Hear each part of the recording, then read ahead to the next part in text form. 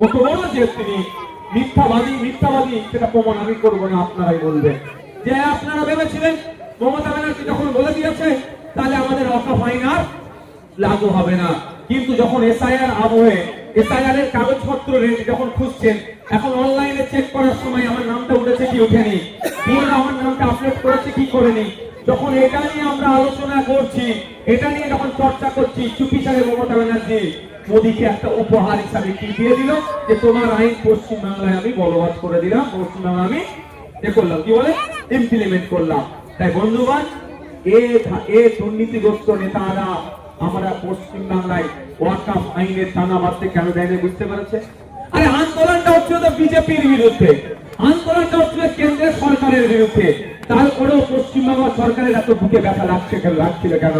আপনারা দেখুন না, আজকে করে আপনারা আমার বাড়ির নেই তো নাকি তিলোত্তমা, ওকে ফোন করলো, ওকে ফোন করার তদন্তের ভার কেন্দ্রের সিবিআই হাতে চলে গেল, কিন্তু কি হলো দেখলাম আসল খুনিরা গায়ে হাওয়া লাগিয়ে ঘুরছে। ঠিক দিনের শেষে বিজেপি তৃণমূল আলাদা নয়। আচ্ছা বিজেপি তৃণমূল যে এক, ওদের বিশ্বাস করে হাত তুলে দেখান তো, ওরা এক তো নাকি? বিজেপি তৃণমূল এক তো নাকি? তো বিজেপির নিয়ে আসা আইন ওই জন্য রাজ্যের সুপিসারে তৃণমূল বাস্তবায়ন করতে চাইছে, এর জবাব আপনাকে দিতে হবে না? তো আপনার হাতে অপশন আছে, মসজিদ মাদ্রাসা বাঁচাবেন না মমতাকে রাজনৈতিক ভাবে বাঁচিয়ে রাখবেন? আপনারা বলুন কি করবেন? মাদ্রাসা বাঁচাবেন না মমতাকে রাজনৈতিক ভাবে বাঁচাবেন?